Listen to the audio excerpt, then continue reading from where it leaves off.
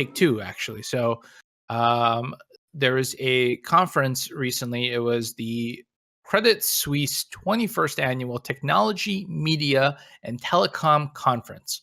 Never heard of this before, but it's the 21st one. So I guess other people know about this. A presentation was being given by the Take-Two Interactive president, Karl Sladoff. And of course, everyone should fucking know what Take-Two is, right? Like, I don't think if you're a gamer, you should know Take-Two. Anyone want to shout out a Take-Two game real quick? Burnout?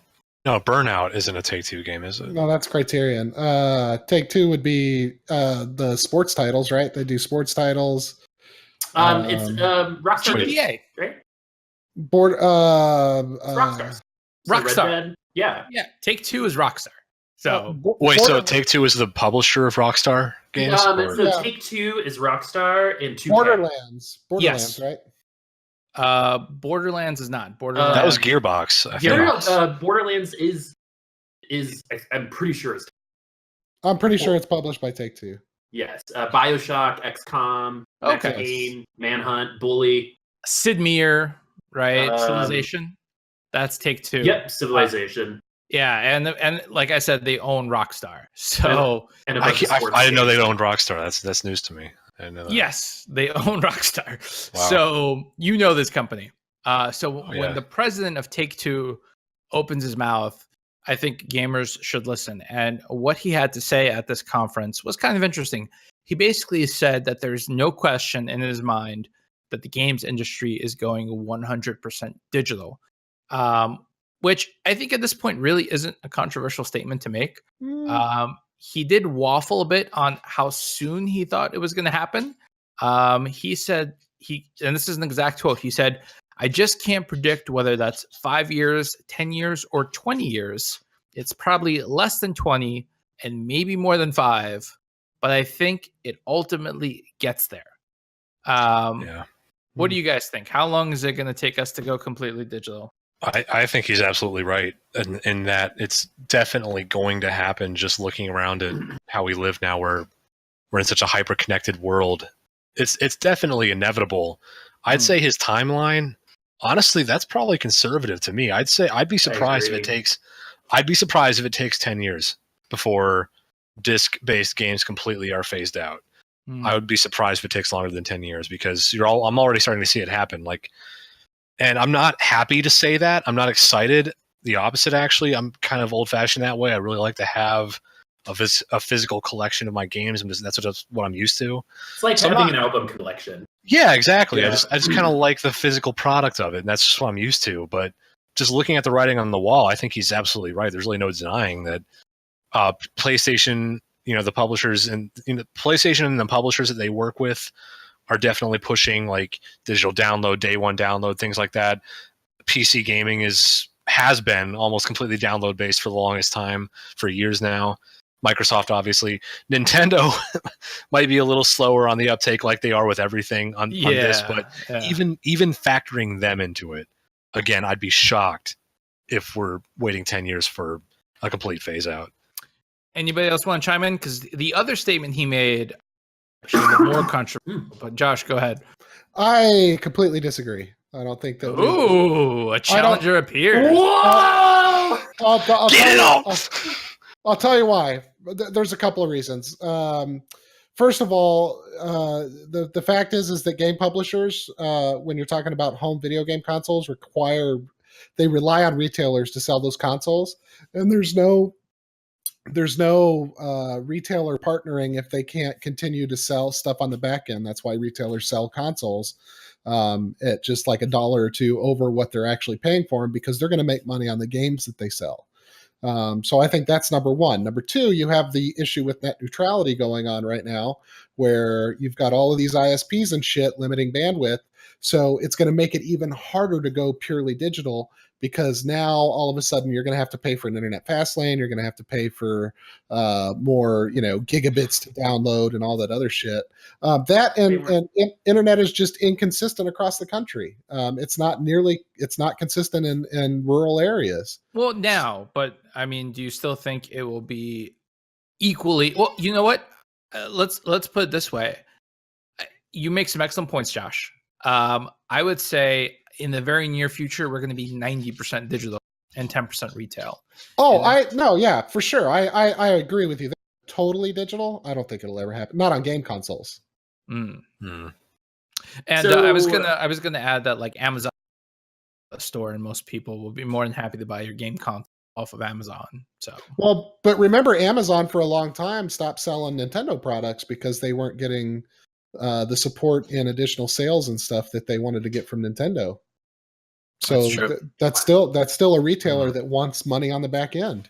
I just feel like personally, from what I've seen, I don't really have a problem imagining the death of games retail as we know it. I'm sure it'll continue to exist in some form, but as we know, stores like GameStop, they're starting to really adapt and change to the idea of everything being digital. Like, I don't know, just like my local GameStop, it's selling less. Seems like the store is becoming less about games and more about accessories. It has been for a while. That's just been the trend of GameStop. Because to me, that is Sorry, go ahead. I was going to say, that's most GameStops. Right. More and more people are buying digital, so GameStop is trying to diversify to get people into the store to buy like geeky shit that's not necessarily a game. Yeah.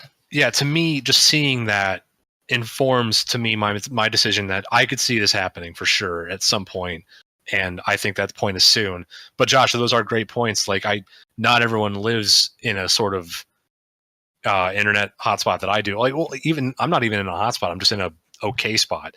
So it's like not everyone has that. Not everyone has access like that. I think the retailers will find a way to remain relevant for a long time. I just know that it's changing, and it's changing fast. So it might not die out in 10 years physically, but I think it's more likely that I can see Chris is straining to contain himself. He wants to say something so bad. Chris, I think you're both right, and this is why. When you go to any marketing conference website, right, the number one thing you'll see is probably one of two things, right? Something called retailment and experiential marketing, right? So I think what is going to happen is storefronts are going to become glorified demos.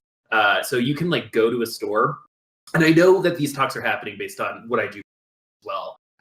And so the idea that I've heard a lot is that you could go to a store like Uniqlo, right? So Uniqlo just made all of these interactive mirrors, right? So you could stand in front of the mirror, go through their selection. They'll have like one of everything in the store so you can see and touch it. But you actually order your clothes on the mirror.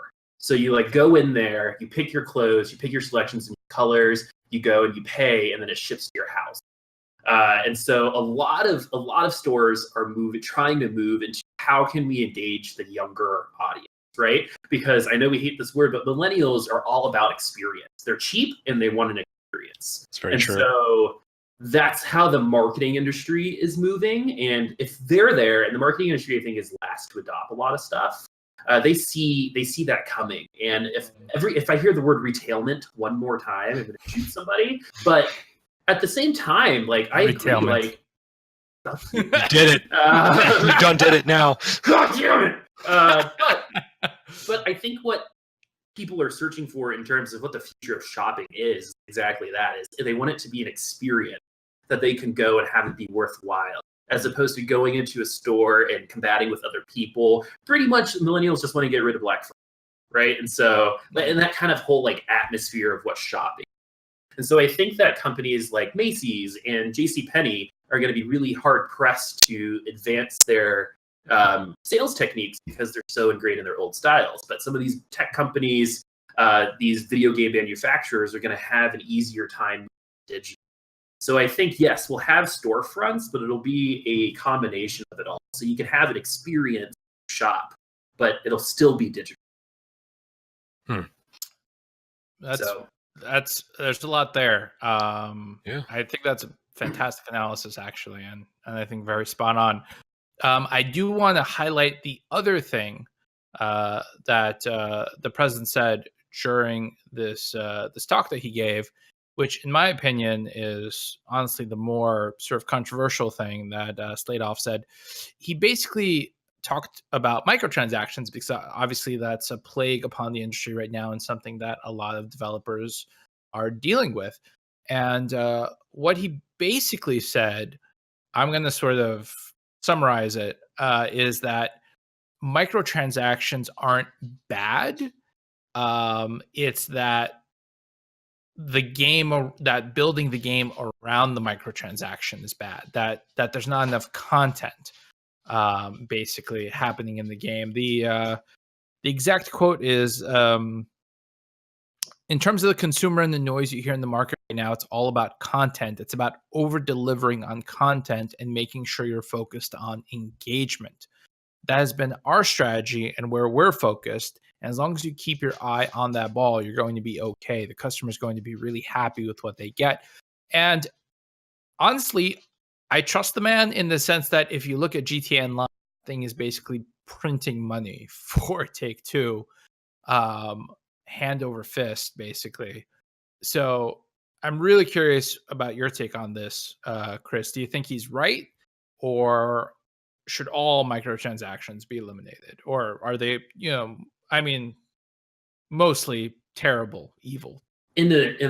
So I have two ways to.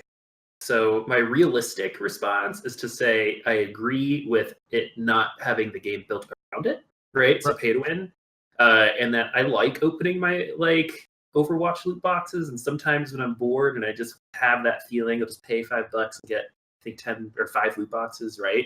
So I personally like it. I think in a perfect world, there would be no microtransactions because I miss buying a game and having, right? And just having a complete experience. Yes. Right? Tell me about it. Like how long has it been, right? It's been so long since a game came out. I think some indie games will be able to provide you for indie this. Games have kind of done it, but they're shorter experiences overall. Like games like Ori and the Blind Forest, right? Sure. It was a complete game. Got it. The music was amazing. I finished it, and I was okay with that. I didn't need a sequel. And so, and I would love one, but I don't need one. I feel like it was a complete package, and I just miss that. And I like how they're trying to put content into things. And I get that you have to pay the developers and stuff, but I feel like that should be forethought rather than. I think that's a bad game design as opposed to, just trying to make money. So that's my take on it. So I don't really care personally, but I think in a realistic world, everyone should be able to buy. Keep cutting in and out. I'm too far away from my microphone, so I think that's what it is. But what I was saying is, I think in the end, I don't really care. I like opening my loot boxes, and I have the means to buy this stuff. But in a perfect world, you're already working so hard to buy these games just to be told that you have to buy $20 more to open them. Yeah. I mean, bottom line is if you're paying for a full price game, you expect a full price game. Yeah. Like a free to play title with microtransactions for your $60. Yeah, that's fair. Yeah, it's like I opened Destiny and the fact I didn't have to download that expansion pissed me off, right? It's already in the game. They had it. And I have a friend who works at Bungie and they were done with that thing. Whoever knows, right? They're probably working on it before Destiny even came out, right? So they knew this was going to happen, and there's just something slimy about that I don't know, that I don't like. I agree. There is. Josh, I do want to say, kind of quiet. Oh, go ahead, Connor. Just saying, modern example of a complete game for a complete price: The Witcher 3 Wild Hunt. Just needs to be known that,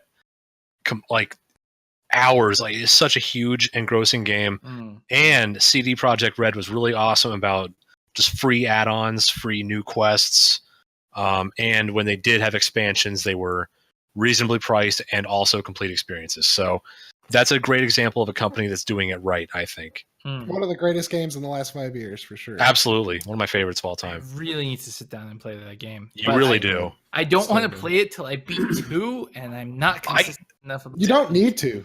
I never played any of the first 2 Witcher games, so I got right into the Wild Hunt, no problems whatsoever. Yeah, me too. Yeah, so I can confirm. Interesting.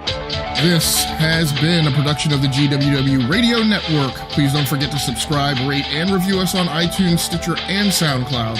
Also, check out Geeks Worldwide at thegww.com for all the latest news, reviews, and opinions on video games, comics, movies, TV, cosplay, and more. Geeks Assemble!